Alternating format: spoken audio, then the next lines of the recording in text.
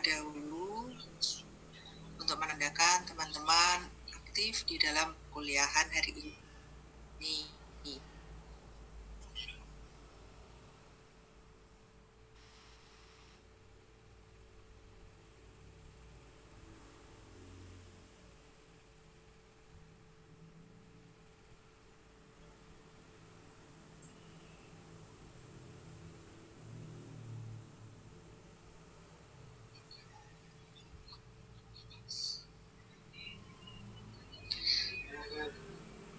Baik teman-teman, sebelum perkuliahan dimulai, saya ingin mengucapkan selamat Hari Raya Idul Fitri. Mohon maaf lahir dan batin. Semoga kedepannya kita menjadi orang-orang yang lebih baik lagi. Insya Allah, amin. Amin. Teman-teman, dari tadi siang saya ngajar itu sinyal saya kurang baik. Jadi nanti kalau misalkan saya presentasi atau pas saya menyampaikan materi itu putus-putus, minta tolong saya dikasih tahu ya teman-teman, karena saya nggak tahu ini sinyalnya memang kurang begitu bagus.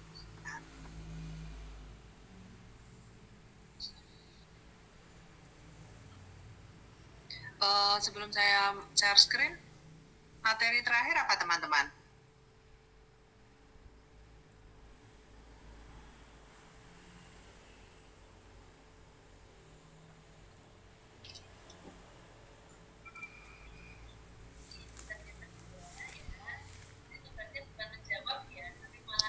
Hak anak ya Bunda?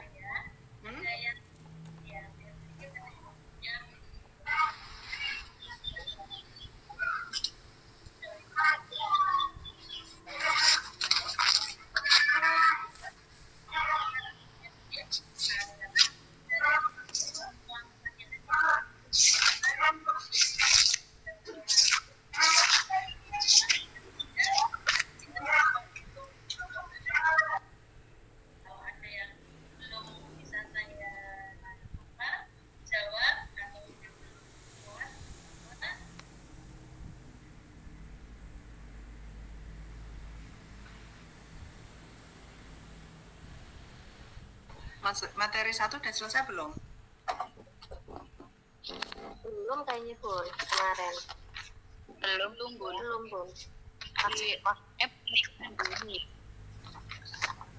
Sampai apa ya? Saya off kamera ya teman-teman. Kayaknya sinyalnya ini kok teman-teman pada nge-freeze di saya itu tampilannya.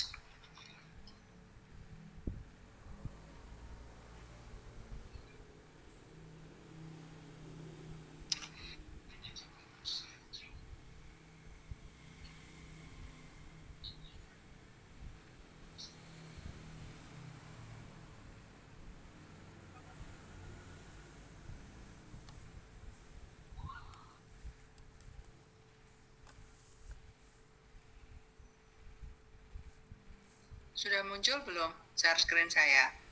Sudah. Oke, saya izin off kamera dulu ya teman-teman. Sepertinya memang sinyal saya tidak baik. Jadi untuk supaya tidak memberatkan sinyal, saya off kamera dulu. Kemudian sebelumnya saya mau konfirmasi ke teman-teman, terakhir itu di slide berapa?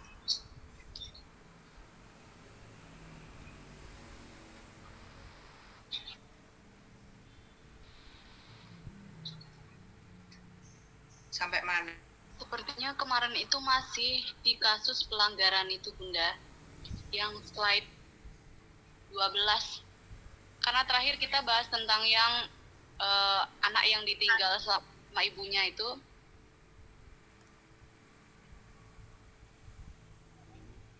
Ini?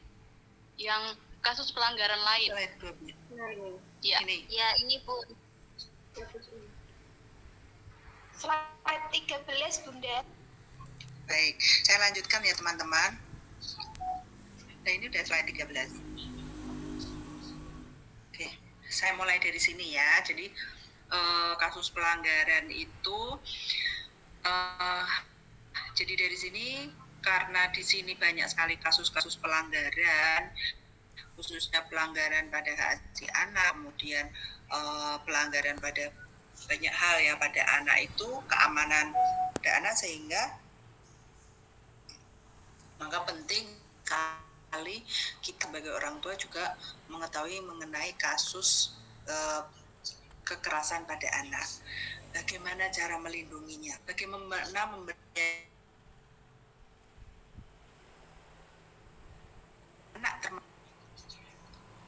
teman-teman suara saya masuk enggak atau nge-freeze nih? Putus Bu. Putus Bunda. Putus-putus. Iya. Iya.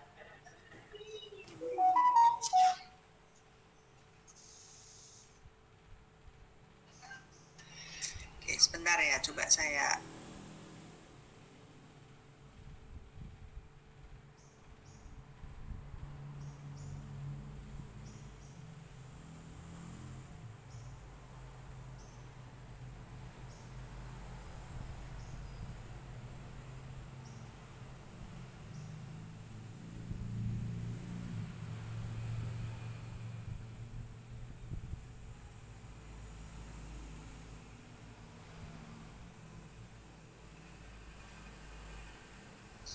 Baik, di sini suara saya masuk enggak?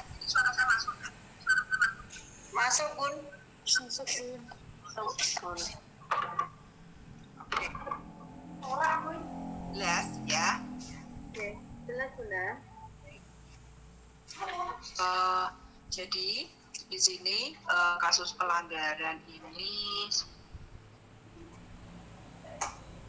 jadi maka kita perlu nih bagaimana memberdayakan anak, bagaimana memberdayakan orang tua, bagaimana memberdayakan guru untuk bisa melindungi anak-anak kita. Karena penting sekali mengembalikan dunia mereka menjadi dunia yang menyenangkan, dunia yang aman, dunia yang penuh dengan kasih sayang. Ya. Nah, di sini kebijakan yang kita gunakan untuk perlindungan anak itu banyak sekali. Tentunya berbagai kebijakan atau undang-undang yang mengatur tentang kriteria anak dulu seperti apa.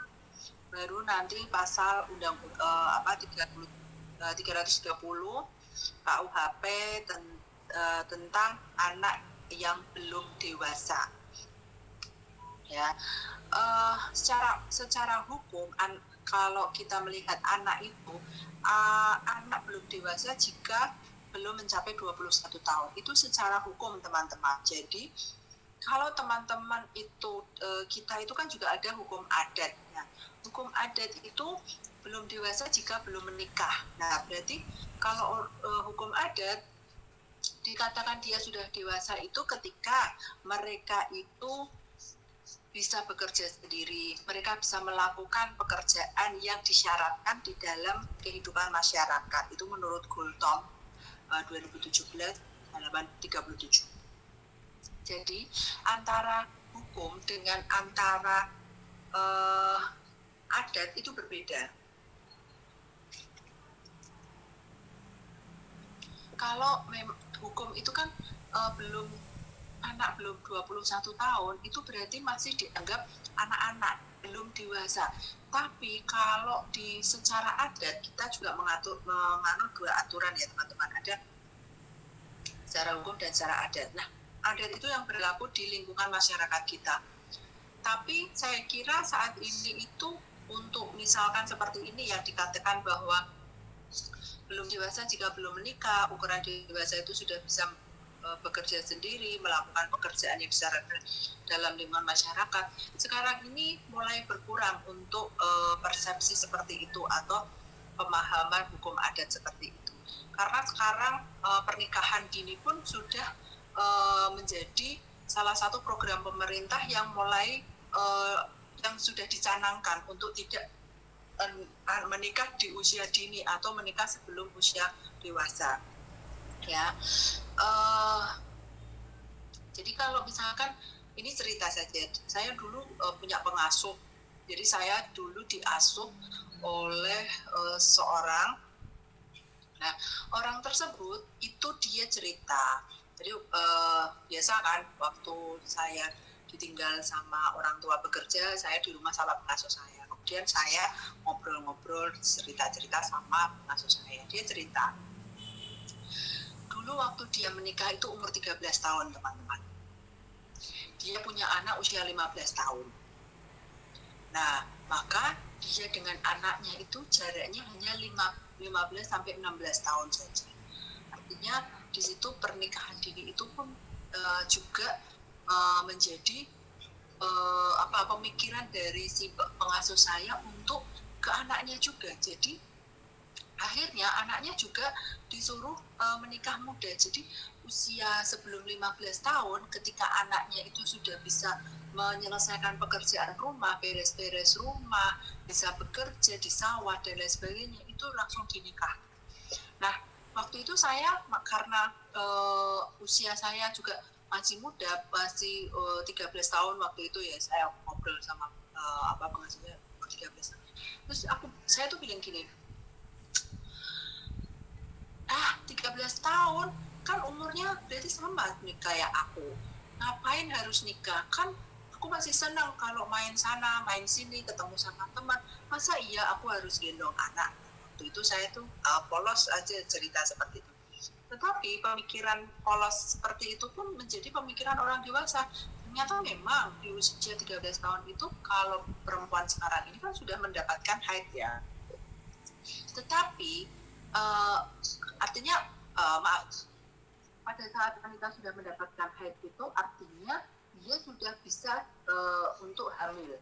Tetapi bukan berarti ketika baru saja haid itu organ kewanitaannya itu sudah kuat, belum.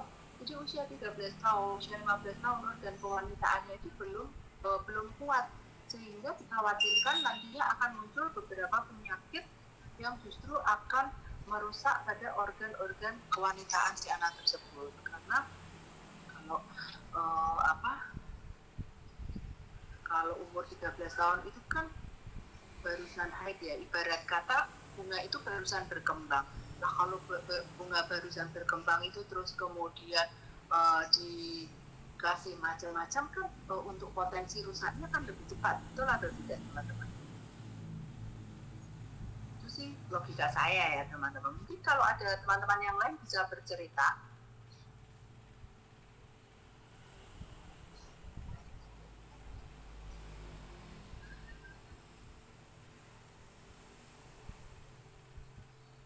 Bu Sri Mulyani kayaknya berbicara deh, tapi kok suaranya nggak betul ya?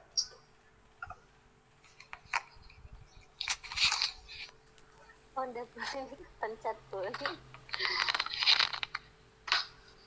Baik, silahkan teman-teman, ada yang mau bercerita atau memberi masukan, dipersilahkan. Saya pun mau bercerita, Bun. Boleh. Ya, saya punya teman juga tuh, Bun. Nikah tuh di saat usia 18 tahun lulus SMA. Nah, punya suami itu usianya tuh udah di atas 35. 35, terus dia aslinya sih orang luar dari Semarang, Bun. Ketemu dengan saya, teman di sini. Saya tuh nggak tahu kalau itu tuh suaminya, saya kira itu bapaknya. Karena sering main. Jauh banget ya, Bu ya? Iya, jauh banget gitu. Pas kita main gitu. Saya, yuk main, yuk. Dia kalau ini main yuk main. Ini anaknya udah gede-gede Pun. Saya belum, anak saya masih kecil tapi tetap saya bawa main yuk. Main gitu. pas itu suaminya datang, saya bilang itu bapaknya ya gitu. Terus teman saya bilang bukan, itu suami saya. Hah, suaminya? Bayangan saya suami itu ya mungkin nggak jauh-jauh beda lah sama kita istri gitu, paling beda 6-7 tahun. Ini 20 tahunan bedanya, jauh banget saya bilang gitu. Jadi sampai sekarang itu kayak membatasi teman saya untuk bermain ke teman-teman sebayanya dia gitu loh Bun. Jadi agak minder gitu kalau ketemu bawa suami gitu, dia gimana ya, ntar dikirain malah ini bapak saya gitu pengalaman. Ternyata kalau memang nikah di usia muda belum puas, dalam arti kata usia mudanya itu memang agak bikin minder aja Bun. Terutama pengalaman teman-teman saya banyak yang seperti itu. Jadi dia kumpul untuk teman-teman yang sebaya dia dengan membawa suami yang masih pada muda, sedangkan suami dia udah tua kayak gitu tuh timbul minder, aku nggak jadi kumpul deh gitu. Timbul pengalaman. Ya, memang betul. Dengan berjalannya waktu kan memang manusia itu akan semakin tua ya. Tapi nah itu kalau saya sih pemikiran saya bahwa kita itu masih punya waktu untuk dengan kita masa muda kita bisa melakukan banyak hal.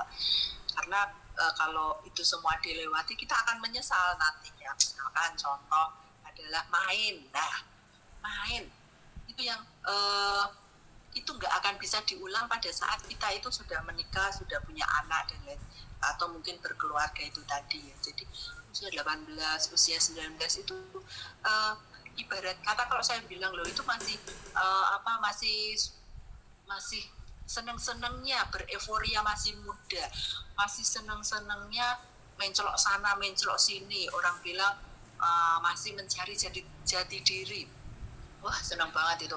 Kemudian ngerasain kuliah, ngerasain ketemu teman baru, temannya banyak, melakukan banyak hal ya. Itu hal yang menyenangkan dan itu tidak bisa saya lakukan ketika saya sudah punya suami. Karena saya juga punya pengalaman ketika teman saya waktu kuliah itu menikah, waktu kuliah S1 ya, bukan S2. Yang menikah, mereka pun akhirnya ketika main yuk. Aku udah dijemput nih, nah dia bilang gitu seperti itu. Jadi ya kita juga ya udah, kita nggak jadi main, kamu pulang kok gitu. Nah dari situ kan seperti ada pembatasan, karena ketika dia bilang aku udah dijemput gitu, berarti artinya dia udah disuruh pulang gitu. Jadi ada batasan. Memang yang kalau suaminya bilang aku nggak membatasi dia untuk main gitu, iya, dia bilang seperti itu, suaminya tuh bilang seperti itu, tidak membatasi. Tapi ketika faktanya itu, ya membatasi juga deh Kak, akhirnya nggak jadi main juga seperti itu. Jadi ini konsep untuk pernikahan dini ini, ya ini tadi selain dilihat dari sisi kesehatan, sisi emosi. Jadi orang menikah itu bukan sesuatu hal yang hanya suka sama suka saja atau supaya atau menghalalkan suatu hubungan, bukan seperti itu. Tetapi menikah itu kita perlu mempersiapkan banyak hal, bukan hanya finansial, tetapi yang paling utama adalah sisi emosi kita. Bagaimana ketika kita nanti menikah supaya kita bisa saling menerima satu sama lain, sehingga apapun konflik yang muncul nantinya itu kita bisa siap dan kita tidak sampai adanya misalkan divorce yang di situ nanti korbannya adalah anak. Nah itu yang kita hindari. Jadi makanya kita manfaatkan waktu kita dengan konsep pernikahan dini, dengan tidak melakukan pernikahan dini itu diharapkan kita itu sudah mapan seperti itu. Apa Bu, ada yang mau disampaikan?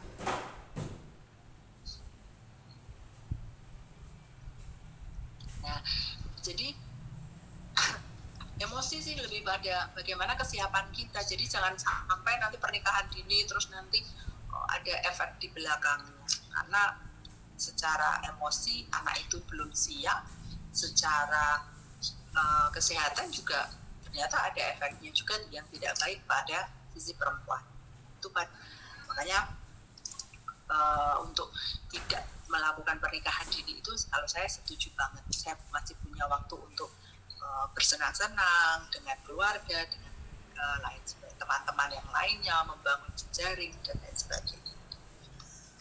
Nah, di sini perlindungan anak. Jadi perlindungan anak itu apa? Jadi perlindungan anak itu usaha untuk melakukan menciptakan kondisi agar anak itu dapat mendapatkan hak dan kewajibannya, karena dengan adanya hak dan kewajiban itu diharapkan untuk pertumbuhan dan perkembangan anak itu bisa secara wajar, baik secara fisik, mental maupun sosial, ya.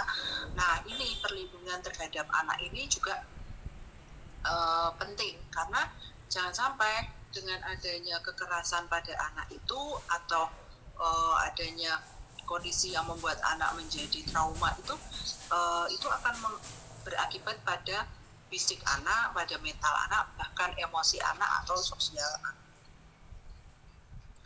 Bahwa perlindungan perlindungan anak itu juga merupakan wujud dari sila kelima dari si Pancasila, yaitu keadilan sosial bagi seluruh rakyat Indonesia. Artinya anak-anak pun juga dianggap sebagai rakyat Indonesia yang perlu mendapatkan keadilan. Kemudian jadi perlindungan itu harus ada di lingkungan kita. Perlindungan kepada anak itu tentunya banyak ya, karena usaha sadar yang dilakukan oleh setiap orang maupun lembaga pemerintah. Jadi perlindungan itu tidak hanya dilakukan kita dari lini lingkungan rumah sampai lini di tingkat pemerintahan atau di tingkat pusat itu harus melakukan perlindungan terhadap anak. Bahkan di sekolah pun teman-teman juga saya yakin sekolah-sekolah juga sudah fokus pada perlindungan terhadap anak. Jadi di dalam di kelas itu atau di dalam pendidikan itu tidak hanya pendidikan saja yang difokuskan, tetapi juga ada perlindungan terhadap anak. Jadi pendidikan anak itu holistik artinya perlindungan pada anak pun juga menjadi perhatian pada anak. Ya. Nah, maka masalahnya itu tidak hanya secara yuridis, tetapi juga lebih luas lagi secara ekonomi, sosial, dan budaya. Nah, lingkup perkembangannya ada sandang, pangan, papan, pendidikan, kesehatan, dan hukum. Itu yang menjadi pokoknya pada anak. Kemudian meliputi jasmani dan rohani, dan ada juga termasuk keperluan primer anak serta sekunder. Nah, jaminan pelaksanaan perlindungan itu sewajarnya untuk mencapai hasil yang maksimal. Pelaksanaan kegiatan itu juga diketahui dirasakan oleh pihak-pihak yang terlibat dalam kegiatan perlindungan.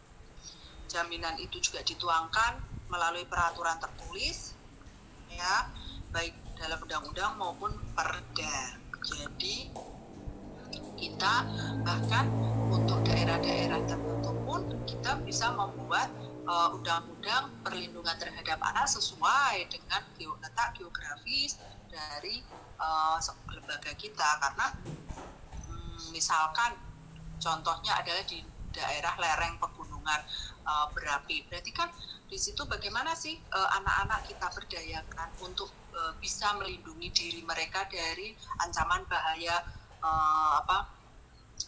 bahaya alam, misalkan kalau Gunung Merapi, maka bolehlah di dalam peraturan perundangan itu anak diberdayakan, anak diajarkan untuk bagaimana melindungi diri. Nah, itu adalah salah satu bentuk pelaksanaan perlindungan terhadap anak, meskipun itu di daerah yang secara geografis itu sangat berbeda pada letak geografis yang lain. Mungkin bisa berbeda lagi di daerah Kepulauan Kalimantan ataupun Papua di sana. Nah, dasar-dasar dari perlindungan anak itu ada filosofis, etis, dan yuridis. Kalau filosofis tentu Pancasila menjadi landasan dari landasan dari segala kegiatan yang berbagai bidang di kehidupan bermasyarakat. Kalau etisnya tentu sesuai dengan etika profesi yang berkaitan Dan untuk mencegah perilaku penyimpangan dalam pelaksanaannya, kewenangan, kekuasaan, dan kokatannya dalam pelaksanaan perlindungan anak. Artinya ketika teman-teman itu berbicara tentang etis, maka teman-teman berbicara sebagai seorang pendidik. Maka bagaimana teman-teman melakukan perlindungan anak di lingkungan pendidikan. Begitu, meskipun teman-teman pendidik artinya bukan orang tua si anak itu, tetapi teman-teman juga wajib melakukan perlindungan terhadap anak di lingkungan sosial atau mungkin di lingkungan masyarakat lainnya. Meskipun di lingkungan masyarakat itu teman-teman bukan tinggal di situ, tetapi teman-teman adalah punya yang namanya etika profesi sebagai seorang pendidik, dimanapun akan melekat profesi teman-teman sebagai seorang pendidik. Jadi melakukan perlindungan terhadap anak dimanapun dan kapanpun itu menjadi suatu kewajiban, ya. Kemudian dasar yuridis yaitu Undang-Undang Dasar 45 dan berbagai macam peraturan perundangan yang berlaku. Tanggung jawab perlindungan anak itu menghormati dan menjamin hak asasi anak tanpa membedakan anak tersebut baik dari suku, agama, ras, dan golongan dan sebagainya. Memberi dukungan dalam bentuk sarpras, ya. Tidak hanya sosialisasi atau himbauan-himbauan saja, tetapi dukungan berupa sarpras itu penting, ya. Jadi ibarat kata, ya jangan himbauan-himbauan, tetapi dukungan sarprasnya seperti apa? Apakah misalkan di sekolah itu bentuknya seperti apa membangun pintu pagar, kemudian pembatas dan lain sebagainya yang memang memastikan perlindungan terhadap itu terjadi. Kemudian bagaimana pemakaian alat permainan itu, apakah alat permainan yang digunakan di kelas itu juga sudah sesuai dengan kebutuhan anak, apakah sudah aman ketika dimainkan oleh anak. Jangan sampai alat permainan itu tidak aman digunakan untuk anak.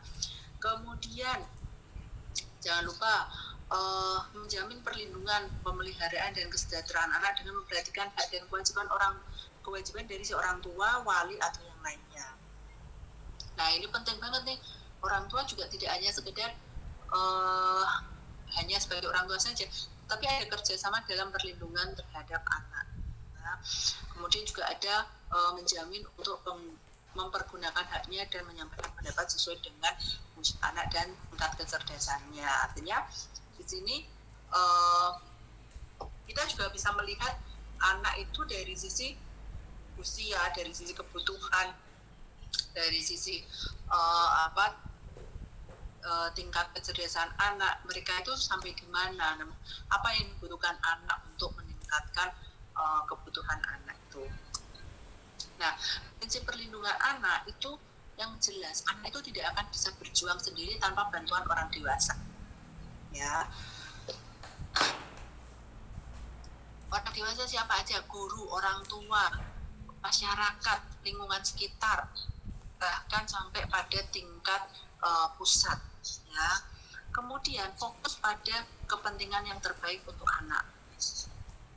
Kemudian jangan lupa ada yang namanya life circle approach. Ya, life circle approach itu bahwa manusia itu kan hidupnya ada putaran hidupnya, ya. Jadi bagaimana kita sebagai manusia itu juga memahami bahwa anak itu nggak akan anak terus. Dia akan menjadi dewasa juga, akan tua juga. Nah, itu jangan sampai life circle-nya itu tuh mereka pengalaman yang dulu dianiaya kemudian dilakukan ke anaknya. Jangan sampai seperti itu, ya. Kemudian lintas sektoral. Jadi prinsip perlindungan anak itu tidak hanya pada pendidikan saja, tetapi secara ekonomi juga. Secara ekonomi apa? Misalkan finansial, kemudian sosial dan budaya. Bagaimana lingkungan sosialnya, apakah sudah nyaman? Apakah budayanya di lingkungan anak itu juga sudah mengajarkan hal-hal yang baik, hal-hal yang bagaimana anak bisa melindungi diri, ya.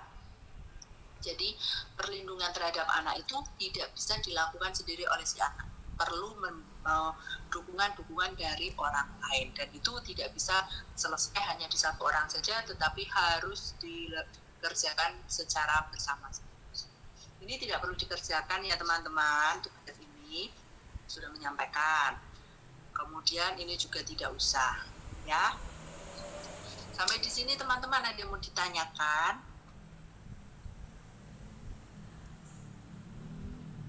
Buru Asih ya, Buru Asih. Bu, assalamualaikum. Salam. Bu, ini saya ada kasus, Bu. Jadi ada anak usia 19 tahun itu kan dalam undang-undang pernikahan kan belum boleh menikah tuh, Bu. Nah, ternyata saya kini kan sebagai penengah ya, Bu. Sebagai penengah dari kasus ini. Nah, ternyata si anak ini dia itu apa ya, tinggal bareng sama istilahnya suami orang itu loh, Bu. Kok bisa? Jadi mereka kayak apa ya istilahnya kumpul kebo itu loh. Nah ini kan istrinya kan mengadu ke saya kan, solusinya bagaimana? Nah, saya juga bingung solusinya harus bagaimana gitu, karena kasusnya mungkin terlalu berat ya Bu menurut saya gitu. Saya juga bingung solusinya harus bagaimana. Di sisi lain anak yang tinggal bareng sama suaminya itu masih 19 tahun, tapi ya di sisi lain yang laporan ke saya itu juga kasihan itu loh Bu. Jadi gimana ya Bu solusi terbaiknya itu? Saya tuh bukan apa gitu. Nah, orang tua si anak itu kemana Bu? Orang tuanya ini kan kebetulan satu pekerjaan dengan suami yang melaporkan ke saya gitu. Jadi kan ini kan kayak anak buahnya itu loh Bu. Jadi kenal di tempat kerja, ternyata kenalan terus kayak gitu menjalin hubungan. Tapi ternyata di situ di tempat kerjanya juga ada kakaknya itu loh Bu. Jadi kakaknya tuh mengetahui itu loh. Tapi yang membiarkan itu loh Bu. Lah, Ibu bisa dong menjelaskan dari sisi ini kan di budaya kita itu tinggal di lingkungan masyarakat, di mana di situ ada norma, ada nilai budaya. Nah, apakah memang baik seorang perempuan dia tinggal dengan keluarga yang tidak kenal, sementara di situ ada suami ya, ada laki-laki yang ibarat kata kan bukan muhrimnya ya Bu ya. Oke, betul. Nah, itu bisa kan dikuatkan di situ bahwa memang lebih baik misalkan si anak tersebut tinggal di kos, mes, ataupun tinggal dengan orang tuanya yang anak tersebut di mana Bu? Jadi ini kan dia kan merantau itu loh Bu. Jadi kan orang tuanya di kampung gitu. Ini kan yang melaporkan kejadian tersebut kan istrinya melapor ke saya. Lah istrinya itu minta solusi terbaik gimana gitu lah. Saya juga bingung lah solusinya bagaimana ya. Karena ternyata suaminya pun tidak mau melepaskan anak tersebut itu. Jadi mereka sudah kumpul bareng di kos-kosan itu loh, udah tinggal bareng gitu. Oh, kalau saya ya Bu jadi istrinya itu pasti akan melakukan hal yang sama, pasti akan komplain. Pasti akan merasa tidak nyaman dengan adanya orang lain ya. Kalau itu laki-laki dari saudara suami ya, mungkin saya pun tetap mikir-mikir apakah saya juga nyaman berada ada laki-laki yang dari keluarga, meskipun itu dari keluarga suami ya. Jadi solusinya saya kira memang itu Bu, pindah kos atau ganti tempat tinggal yang lain. Jadi si suami itu godeli itu ya buat apa coba, alasannya apa? Saya kurang paham kalau seperti itu. Jadi itu kayak mereka itu kata istrinya tuh kayak suaminya tuh puber pertama apa kedua itu Bu. Jadi jatuh cinta sama istrinya. Jadi jatuh cinta lagi sama anak yang usia 19 tahun itu loh Bu. Sampai akhirnya tinggal bareng di kos-kosan, kumpul kebo itu loh Bu istilahnya. Kalau itu memang harus dipisah ya Bu ya.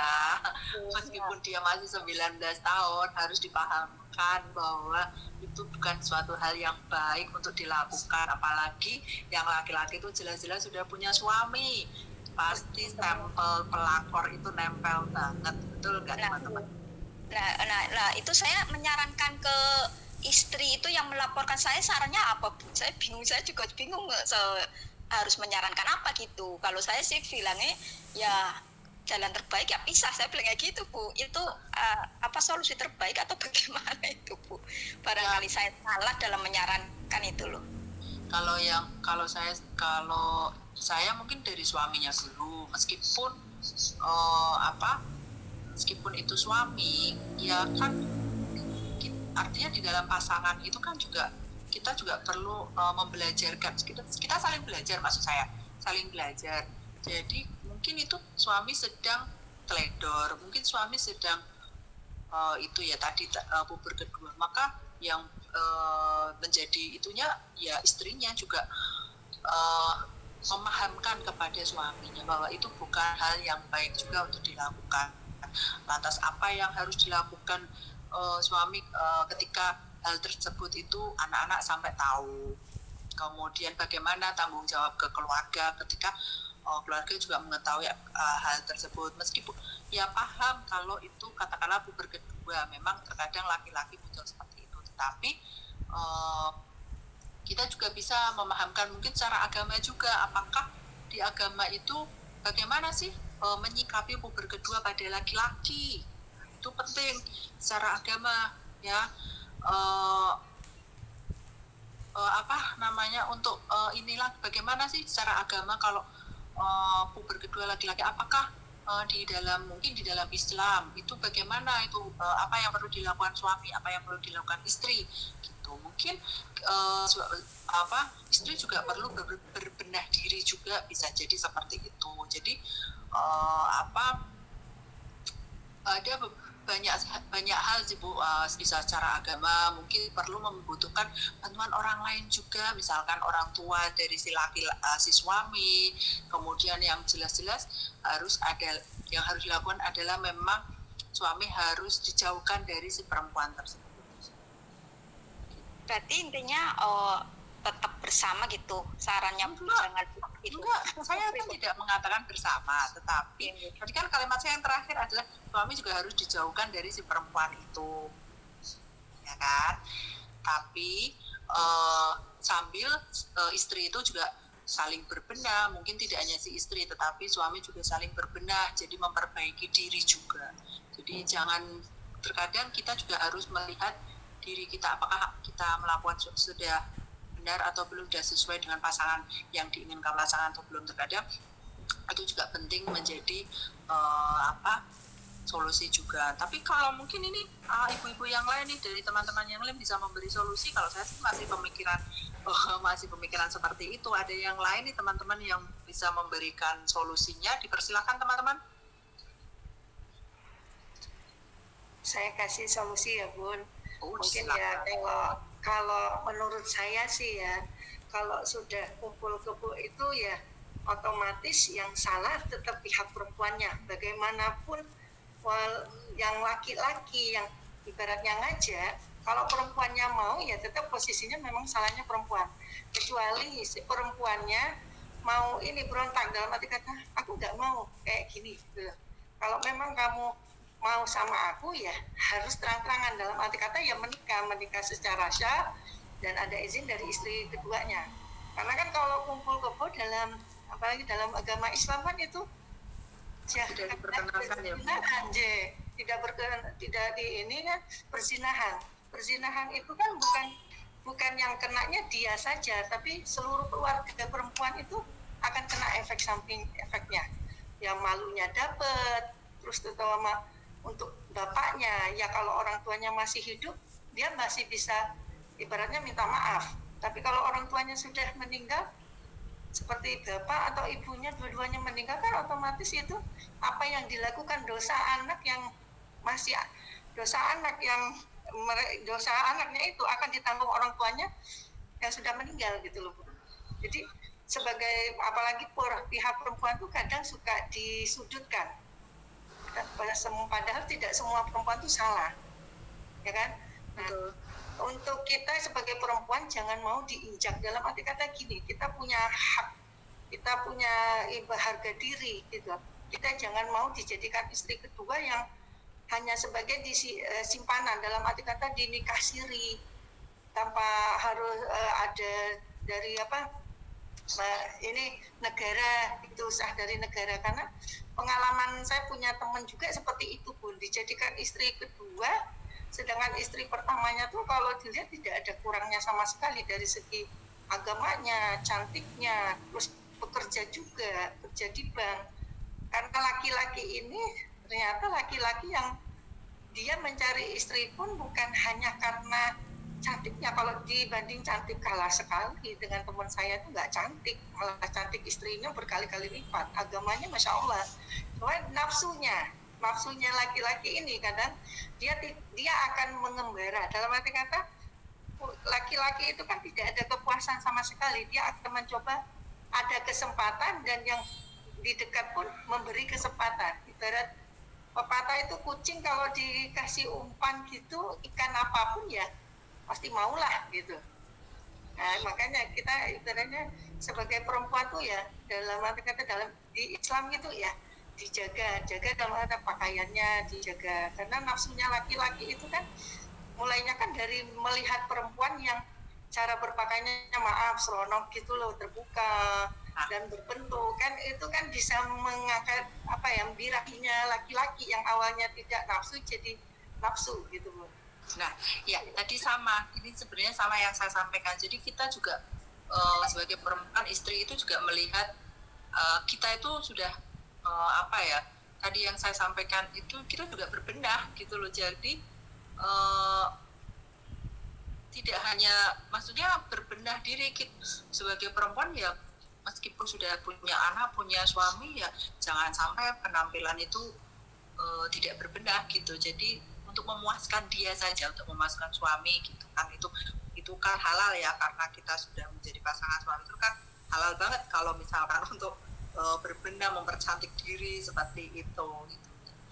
Itu tapi juga kita juga perlu, saya kira juga laki-laki juga perlu diajak juga sih, artinya ya memang jangan hanya perempuan saja, maksudnya jangan hanya istri saja, tetapi juga laki-laki juga berbenah juga. Jadi kita sama-sama mendapatkan sesuatu yang kenyamanan di situ, di dalam hubungan suami istri dapat gitu. Itu Bu, kalau misalkan Bu, saya bukan itu ya Bu, pakar dalam konsultan rumah tangga, jadi mungkin jawaban saya tidak memuaskan, mohon maaf ya Bu Roasih ya. Saya juga bingung Bu, soalnya kan istrinya itu kan minta tanggapan ke saya. Kalau saya sih di posisinya dia ya saya mintanya cerai gitu loh Bu, karena memang sudah kumpul bareng sama istilahnya selingkuhannya itu kan Bu, berarti kan sudah dalam tanda kutip sudah berzina gitu kan. Lah ya masa iya balik lagi ke terus niku loh Bu, saya sanjakan terus niku. Barangkali saya salah ya, makanya saya minta pendapat itu. Ya enggak apa-apa Bu, tapi mungkin kalau misalkan jawaban saya kurang memuaskan, saya mohon maaf sebelumnya, karena aku sebenarnya saya juga juga sama-sama belajar ya, apalagi kalau menikah kan ilmunya itu memang setiap hari banyak ya. Dalam menikah itu kan ilmunya tidak hanya sekedar menikah, pas belajar mengenai hubungan dengan pasangan, tetapi kan ada anak juga di situ, bagaimana membina hubungan dengan anak juga. Jadi itu penting banget, sehingga hubungan keluarga itu bisa baik gitu.